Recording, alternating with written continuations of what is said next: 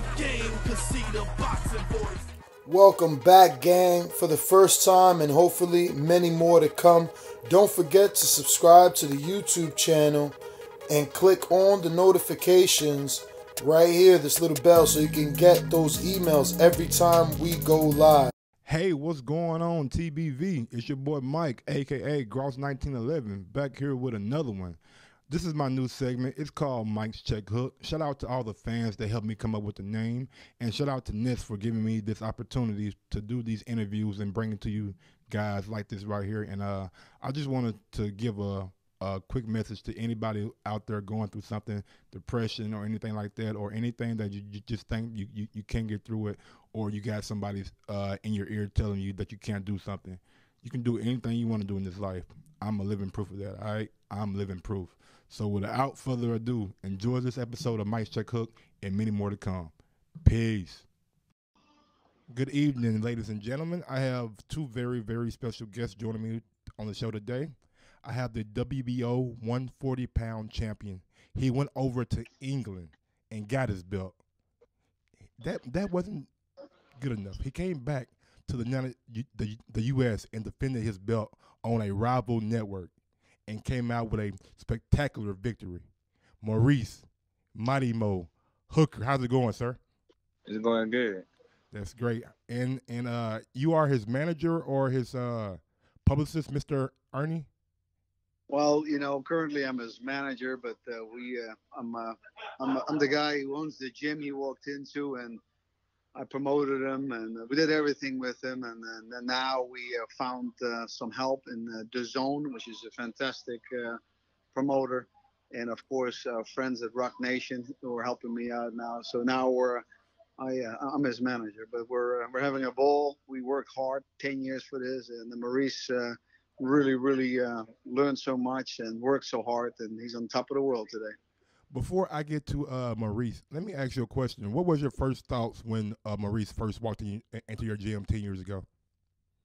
Well, Maurice came in and, indicated he wanted to be a fighter. And, he was young and reckless, and he had some issues. He had about 32 warrants. So I told him it's a character sport, and everything has to do with character and discipline. And I wouldn't want to waste my time if he didn't take it serious, because I take stuff very serious. And so Maurice got in gear, and we got rid of all the warrants. We got him all cleaned up, and he showed me determination. And, that's all I wanted to see. And all the rest, you never know. You don't know if a guy can hit. You don't know if a guy can get hit. You don't know if a guy has the physical and mental capabilities. But if he shows heart, you got something to work with. And he showed me that. So I thought to myself, why not?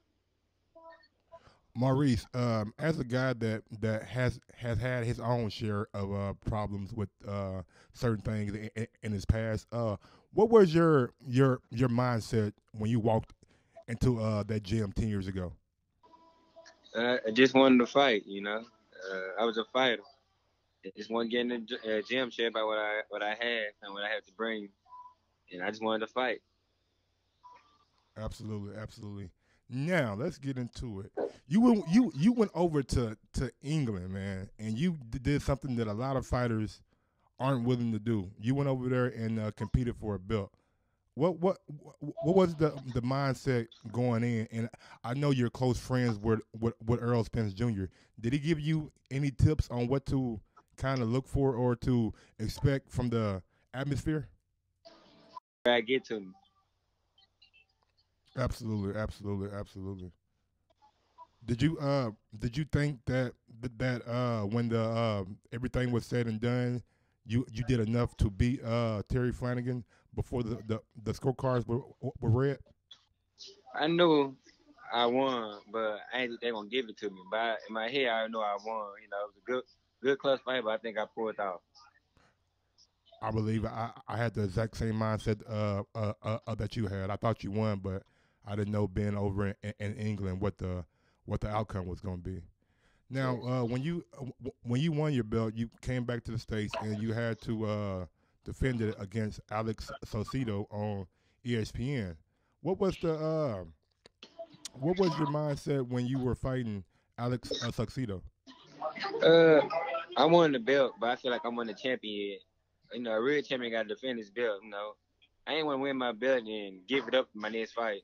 So that Alex Acevedo fight was very important to me. It was a robbery and my first defense, and it's a big fight for me. So I took it serious, and when I got the win. How did it become a rivalry? How did it come? Repeat that. He's saying a rivalry between Oh, Oklahoma and Texas, and you know, between the two states. Yeah, the football. You know, they big on football, college, and it just we, you know, Texas, we gotta beat them. You know, we neighbors. Okay, I didn't. Yeah, I forgot about the Red River rivalry. Okay.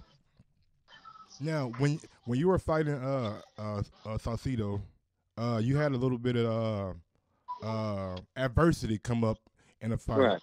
What was your mindset when you got back to your feet, and what did your corner tell you that made you prevail, or help you prevail in the end? Man, you know, I got knocked down. I backed my hand. You know, I went back and left my hand there. He caught me. It's right on the button, but I knew the fight wasn't over. I went to the corner. My team told me one round at a time. You know, we still got a lot of fight to go. And next round, I went out there, got back to my jab. Absolutely, man, and you look spectacular doing it, man. That right hand was something. And I'm not going to lie to you, man. I stayed up to 12 o'clock that night to watch that fight because ESPN had it on, and it was well worth it.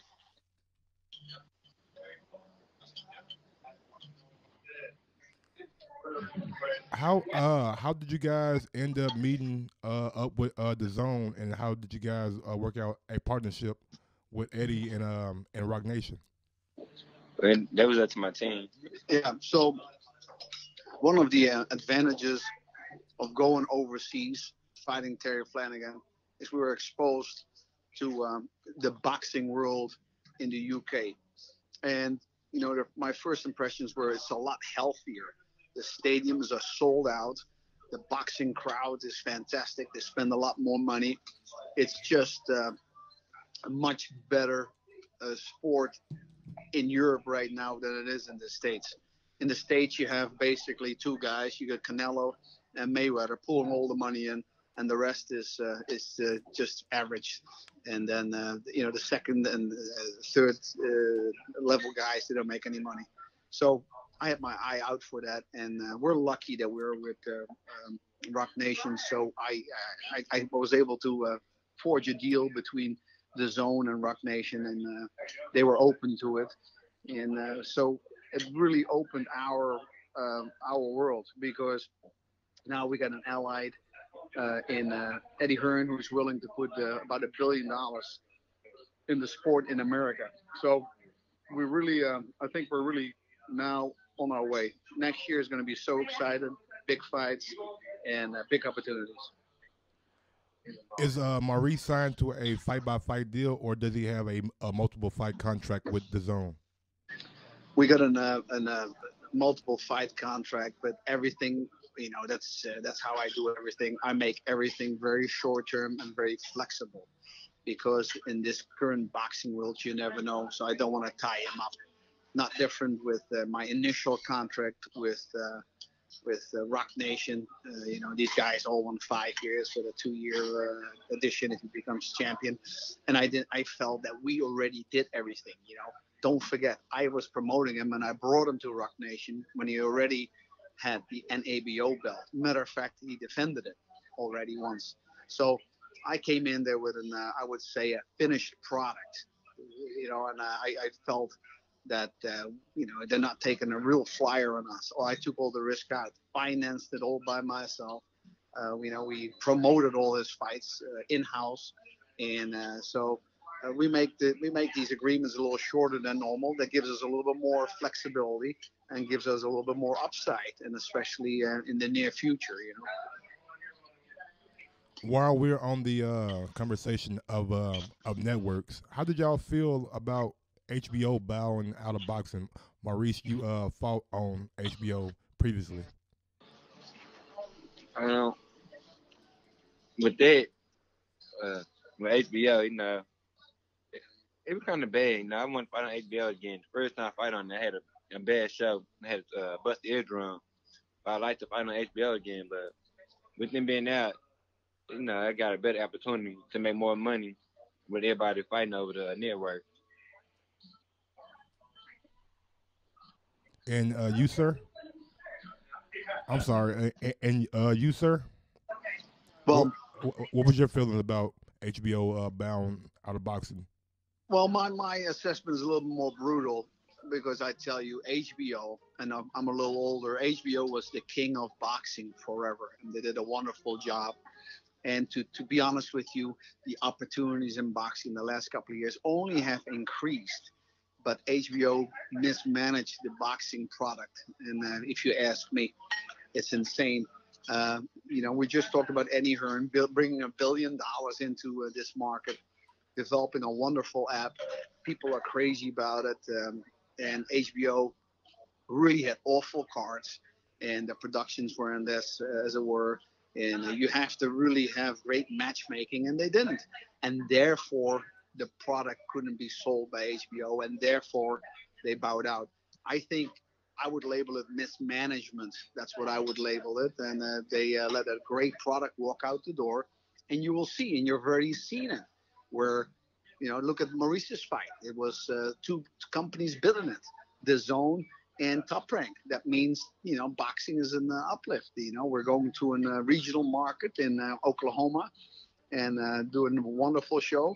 And HBO can't have a viable product in New York, in Madison Square Garden. You got to give me a break. I think it's mismanagement, and but you know that happens. You know, this is a very, very, very harsh business world. If you can't manage your products, you go out of business, and that's what they managed to do. So I'm sorry for the beautiful history, but we got to go on. And you know, this seems to be in a new world, app-based content on app-based platforms, and if they can't hook on, they're out of there. And so we're I'm sad to see from a historic perspective, but I'm glad that we move forward and have other opportunities ahead of us, domestically and internationally. I would have to agree about the mismanagement, but you brought up great matchmaking. Now, Maurice said that he wanted to unify against Jose Ramirez, but Jose is contractually with Top Rank, and which is with ESPN, and we already know Maurice is with the Zone. How do we get these unification fights if all these fighters are on different networks? Well, it doesn't make it easier, that's for sure. And Top Rank, you know, they're a little bit of the bully in boxing, and so they don't make it easier. But listen, it is a sport, and you never know. Top Rank outbid the Zone to fight Alex Saucedo in Oklahoma City with the intent to beat us, and they had it all planned and they had it all figured out. And then Mo knocked the guy out. So, you know, it's sports. They want to bully and they want to manage everything, but you can't. It's sports, and it's not easy to make these fights, but we will. Maurice wants to fight the best. That's it. Now he's going to do that, and he's going to try to do it as hard. He's going to train hard. I am going to try to get the best in front of Maurice, but we can only control what we can control. If the best don't want to fight Maurice because of TV contracts or different promotional circumstances, it's out of our hands. But we are willing and we're intending to fight the best. And for us, legacy is all. We want to be in the history books as the best ever. And that's what Maurice is aiming for. That's what he's working for. And all the rest doesn't matter. And if Top Rank don't want to give us Ramirez, we'll fight the next best. We'll keep on going for the best feasible. And that's what we're intent to do. And that's why Maurice trains so hard. Maurice, are you paying any attention to the WBSS tournament? Nah, to tell you the truth, nah. I mean, I think it's a bunch of BS. You know, like it's set up for for people to win. It's not the best fighters they have in the tournament. You know, they could have had some more better fighters, but I'm not paying attention. Were you ever interested in joining that tournament? No, right after my fight with Terry Flanagan, everybody would ask me about that. I told them me and my team got talk about it, and somehow a rumor got out there I was going to join. But I never said I was going to join.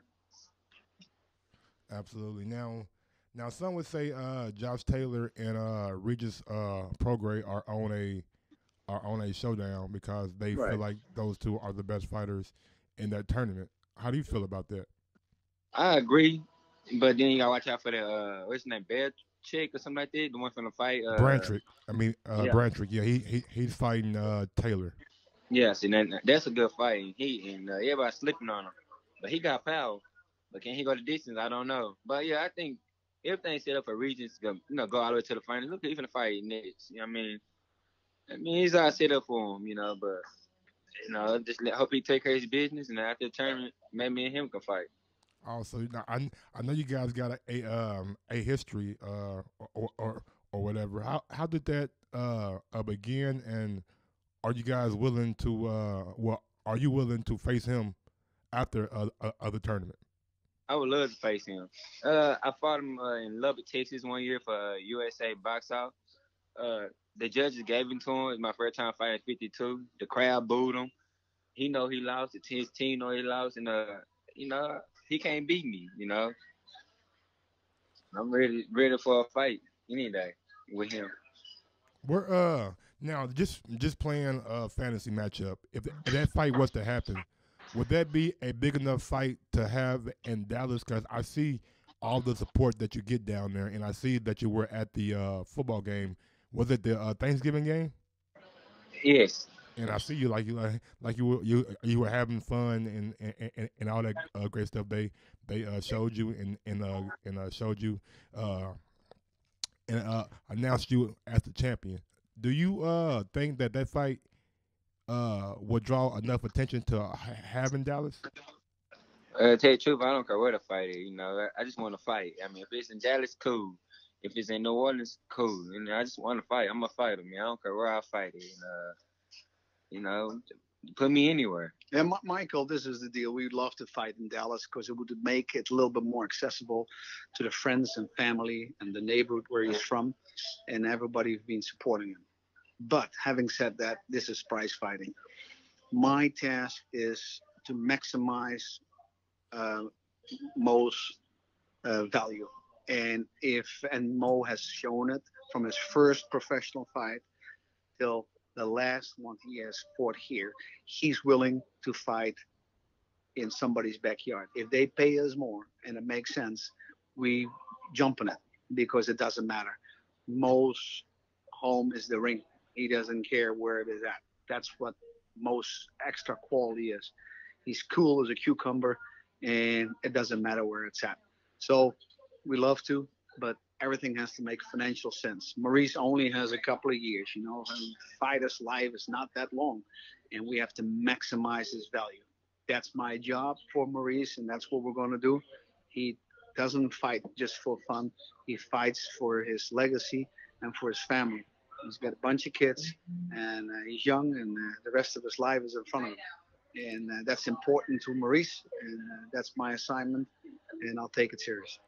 Now, I have a question for both of you guys. We have a big fight coming up this weekend. Two heavyweights, Wilder versus Tyson Fury.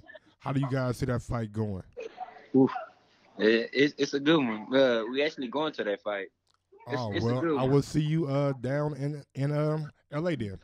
Yeah, actually, I want to go for Dante Wilder because he's from USA, and we need a USA heavyweight, but Tyson Fury, man, he can make the fight boring, and win, So you really can't sleep on him. But Tyson, I mean, it's a good fight. I hope Dante Wilder win. What about you, sir? Hello? Well, this is the deal, and this is my assessment. You got a guy who's got really natural power in Wilder, and anything can happen. Anything can happen. When you got that type of power, anything can happen. So he's a slight favorite. But people fail to understand is Fury is a real heavyweight. He's a big man. I see Wilder as a basketball player type of guy with power. Fury is an athlete. Fury is a big man. A big man can displace you. He can hang on him. He can make the fight awkward. And don't forget, he's an awkward guy, hard to hit. He can make it very, very interesting. And Fury is as he calls himself, a traveler. You know, we used to say a gypsy, but it's a traveler now.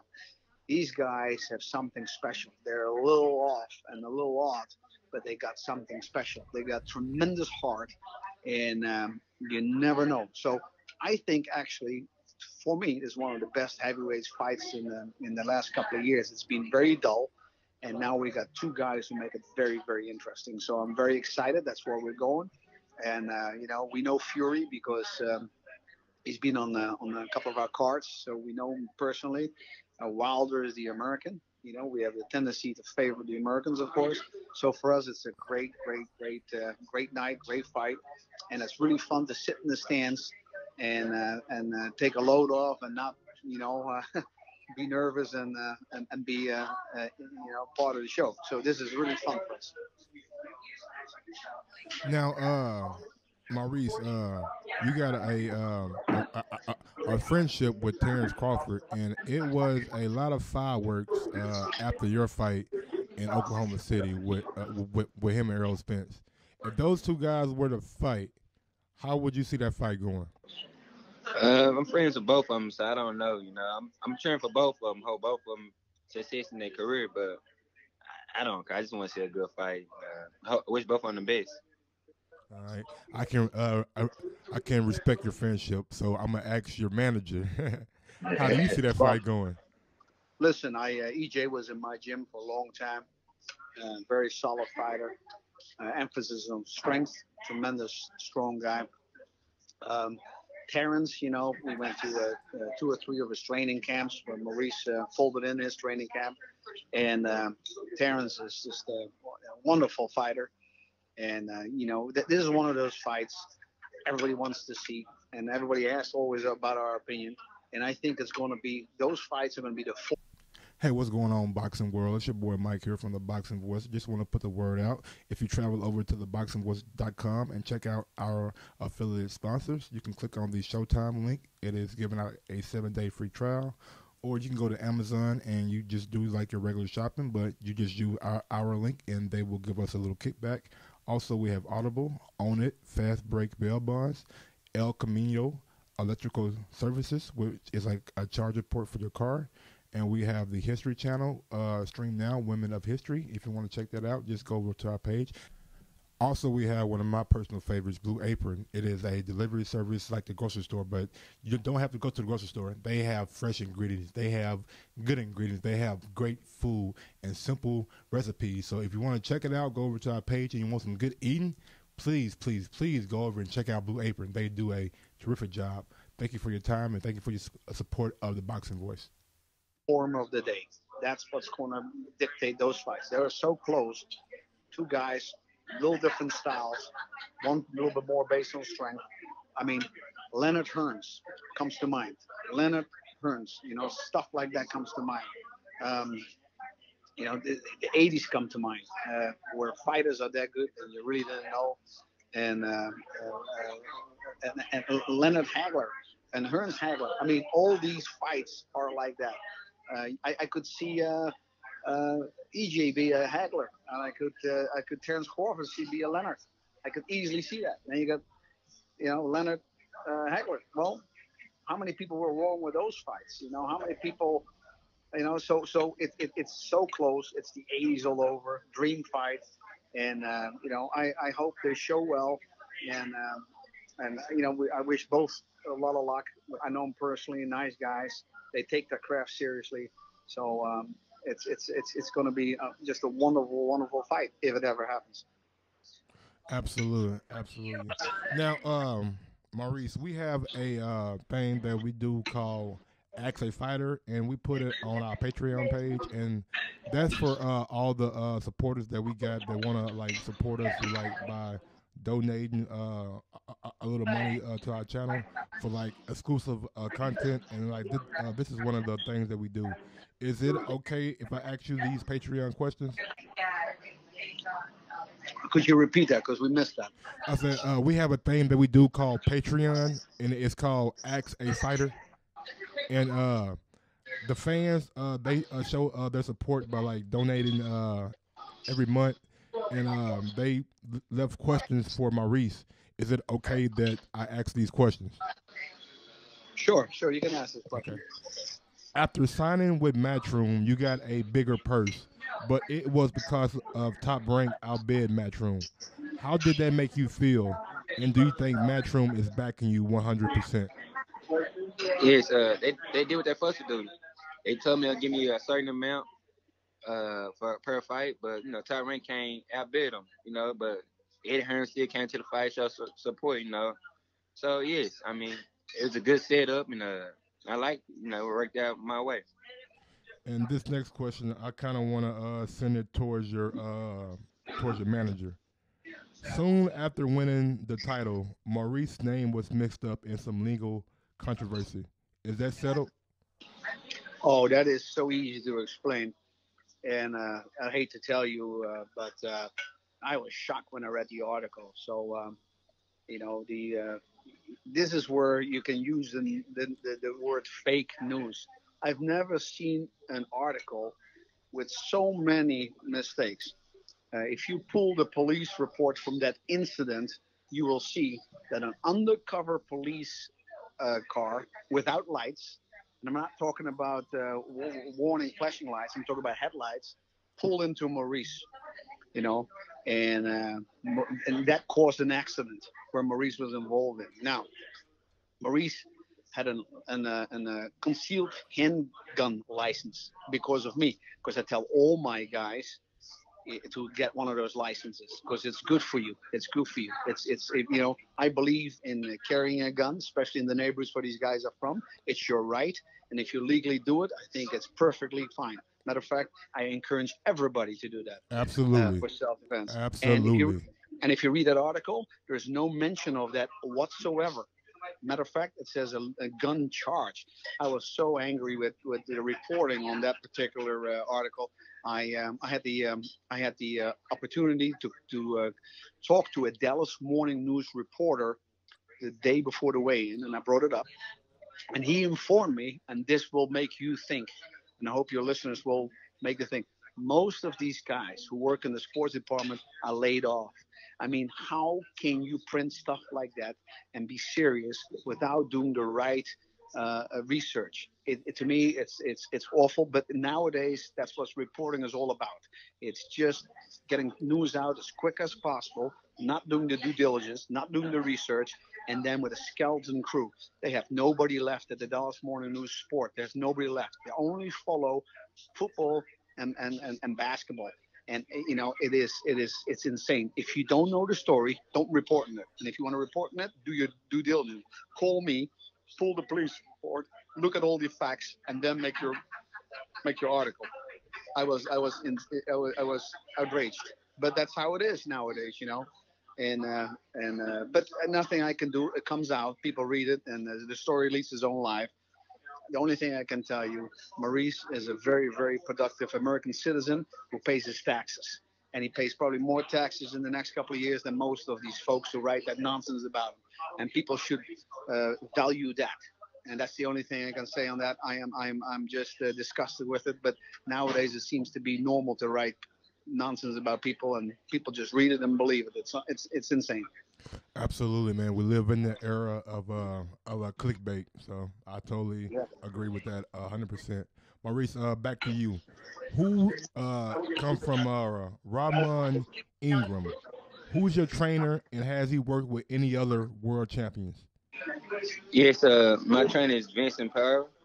He grew up with boxing. His daddy was a good boxer. He actually went in the Hall of Fame for San Diego, California. So he grew up around the boxing. He had like I think he trained like two world champions before, way before my time, I think. But he helped his daddy out a lot. He's a smart guy, man. Smart guy, and he knows boxing. He knows people. He knows boxing. I mean, wonderful guys to have in my corner. Then we had Eddie in the corner as the backup. He's pretty good too. He have his own gym in San Diego. He knows something about boxing. He helped me out with food and diet, and he run with me during training camp, worked out with me. Then we got my manager. He was in the corner. Yeah, I know about him, but yes, I mean, it was. I got a good solid team, and who had my back 100% no matter what. Awesome, awesome. Okay.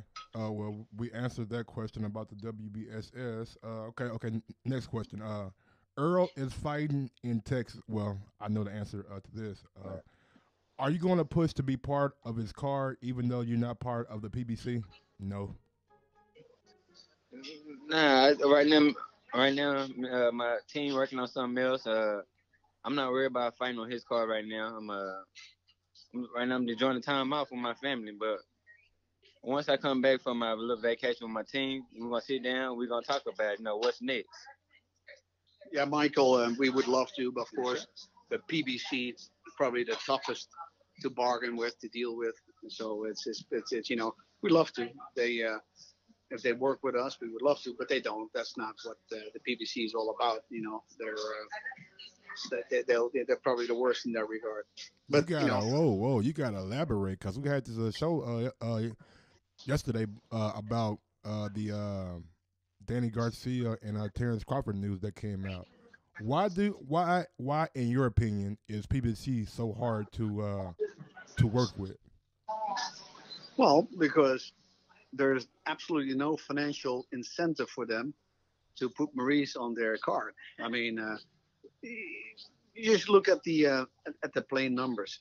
It's not that easy in Dallas to get a bunch of people in a giant stadium. I mean, you'll look back. Jerry Jones is unbelievable. He's a terrific businessman and terrific owner, and he really adds to everything. So when you're fighting the star, Jerry will bring 4,000 people from his Rolodex to that stadium. People who've never been to a fight, but they've been invited by Jerry through his marketing team, and they'll come and watch you. The same for the big stadium in Arlington, and he'll add it. Now look at the history. Manny Pacquiao at the height of his career, and to get 40,000 people in that arena is hard. World event. So these guys have just a little to work with, and they're not going to share with us from an economic point of view. And again, now we go back to what my task is to maximize value for Maurice. And if we don't get paid at all, then how can we be on that card? We'd be on that card just for the hell of it. We'd love to fight on that card. It'd be great. It'd be great for the local people. It'd be great for the look of the card. But if we don't get paid, that wouldn't be fair. So PBC has no incentive, to work with us. They're tough. They're tough in that regard. They deal with PBC. They have their own opponents. They have their own champions. They have their own stuff. It's not so easy. Absolutely. Next question. Maurice, you have a frame of a middleweight. Where do you see yourself in 5 years? 5 years. I'm gonna take 1 year at a time. 5 years. I'm gonna see. Hopefully, I made enough money to retire and be with my family in 5 years. I feel like I lost a lot of time with my kids. So, if me and my team do good, hopefully in 5 years, I could be somewhere relaxing with my kids. In 5 years, he'll be a light heavyweight, but he'll be fishing. So do you see? Well, I know all fighters have that clock in their head. Do you see like a end date for yourself? I mean, it just depends on me and my team and how I feel at the time. I just want my family to be good. No matter what. We got my team behind me. We just going. Every year, we take it year by year. We ain't gonna try to rush nothing, and we just go from there. But 5 years, I'm sure not planning on fighting. Take the fans and into a life of a fighter real quick. Man, Doing training camps, how do you what things do you miss with your family that some fans may not understand or know? Man, I miss this year. I missed all my kids' birthdays except for one birthday tomorrow. Just miss all of the big holidays. first day of school, you know, daddy and daughter day at school, you know, just Father's Day at school, like just stuff, you know. Then a couple years ago, I missed Thanksgiving, missed my mama's birthday, you know, missing everything. I feel like I missing out on everything, you know, with my kids growing up and you know, they very important to me right now. I watched Terrence Crawford, but I know I want on Terrence Crawford level, and had his money at the time because he just leave training camp for a day and gonna be with his family for for that birthday. At the time, I ain't had the money for it. And I probably wouldn't be disciplined enough to do that. But now I feel like it's time, you know, and I just want to be with my family now for every birthday and then holiday. Absolutely, man. And happy early birthday to your child tomorrow. Next question we have why did you decide to join a new promotional company that's new to America? And also, do you desire to fight overseas? Oh, yeah, it don't matter where I fight, you know, overseas, over here. I feel like signing with them give me a big opportunity to be shown and be known all over the world, you know. I want to be known all over the world, not just USA. So they give me, a bigger chance to fight overseas and get known. Next question. You have a couple of draws on your record. Do you ever want to settle those scores? Probably just one, Dolly Perez. My first draw came to my pro debut. I fought my 7-1. You know, I won, but it's my first pro fight, and it was in St. Louis, his hometown. Second draw came to Abel Ramos on Showtime. I feel like I won that fight too. You can go back and look at it. And my third fight came to Dolly Perez. I had a busted eardrum at that fight, man. And that fight was tough to deal with. Like I said, I haven't watched the fight to this day, but I would love to fight him again. You know, I think I'd knock him out probably at the first 2 or 3 rounds, but just to set everything straight, you know. Somebody tell me today or someone on Instagram, bring up Dolly Perez. Dolly Perez, no. I fight him as everybody with my draws, but everything's so good. You know, I'm not, it don't care. I don't care who I fight and where. Absolutely. Next question. Texas is known for its good cooking. Where should fans go to eat when they go to see the Earl fight? Where's that fire food at? It depends on what you like. Right now, it depends what you like. What's Maurice's favorite place to go eat at down in Dallas? I go to the hood. I go to Rudy's Chicken right there on Lancaster Road. You gotta go to TD's Barbecue. You gotta go to Lisa's if you want some soul food. Or I listen to the hood, you know what I mean? Make sure you lock your doors and be aware. And what about the people that like trying to watch their figure?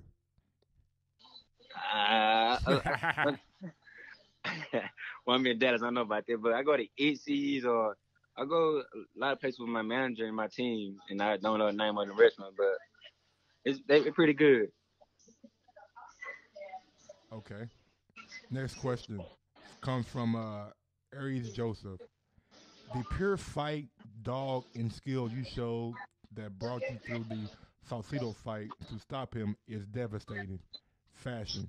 Impressed me, although I knew you had it in you. What is it that brings you through those hard times and tough fights throughout your life with so much against you? What is your key in life to overcome such obstacles? At this point in my life, I feel once I lose, everything is over for me. You know, the pay, me take care of my kids, my family. So I can't lose because I got my family and my kids on my back. So when I went down, you know, I was like, dang, is this it? Is this over? Is this my career? You know, I know he couldn't beat me. I had better skills than him. I'm a better athlete. That made me get up and push through it. You know, I'm better than him all the way around. But I feel like if I lose, is it for me, my team, my family, my kids, and I gotta keep it pushing. You know, I don't want to let nobody down. You know, I want to be big in boxing, not just a world champion out of Dallas, but I want to be big for one of the guys to go anywhere and fight anybody. And you know, who would not afraid? I want that. Being at that old school boxing back, you know, when everybody fought everybody. Next question comes from Aries Joseph. Out of Tommy Core, Chris Algieri, Jorge Linares, who do you think will be the hardest fight for your style? And out of those three, who do you feel would be the better name on your resume at this time? Jose, whatever his name is, him. Just because he got a belt. That's it. Absolutely.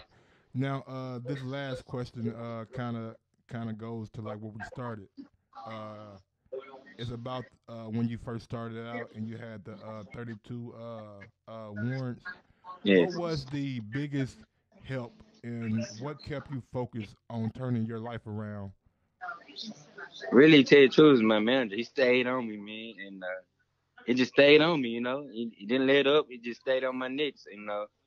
And, like, he wanted this more than I did, you know, and this made me get focused. Like, man, he sees something in me that I don't or nobody else do, and it pushed me. Man, you know, now I'm here. There you have it, ladies and gentlemen. The WBO 140-pound champion, Maurice Mighty Mo Hooker. At this time, Maurice, if there any social media that you want to give out or any message that you want to give out to the fans, let them know now. I'm gonna tell you about believing a dream and believe in yourself. You can follow me at Maurice Mighty Mo Hooker, and that's on Instagram, Facebook. You can follow me in Twitter. Arnie, the same thing goes for you, sir. Well, let me start with thanking you. Thank you for your support. And you know, it always helps when people hear Maurice and his life story. And I can't say enough about him. He's a great young man. And this is not the ending. This is just the beginning. And I'm thankful for all the supporters, everybody who is in Maurice's corner, everybody who wishes him well, and everybody who likes him on social media. Thank you so much. We're ready for a wonderful ride, and Maurice is gonna give it all. The entire team is gonna work hard for him, and we're so proud of it. And again, thank everybody for everything. And you'll see us very soon, early in the year, in a new event, and it's gonna be fantastic again. Maurice, if you ever have anything you want to get off your chest or any announcements that you want to make, the TBV door is always open for you, man. And Mr. Ernie, if you have any other fighters or any announcements or anything like that you want to get off your chest, the TBV door is always open for you too, sir. Thank you so much. That means a lot. I thank you guys. Have a great day. Take care. Same to you. What is up, TBV family? Yes, YouTube has been cutting funding to their channels as of late, and with net neutrality going through its process, the internet is changing. If you want to keep your favorite channel intact, coming up with tons of content, and plus get hours and hours of extra content, head over to patreon.com/ThaBoxingVoice to become a member of the TBV family and help support the channel. Peace.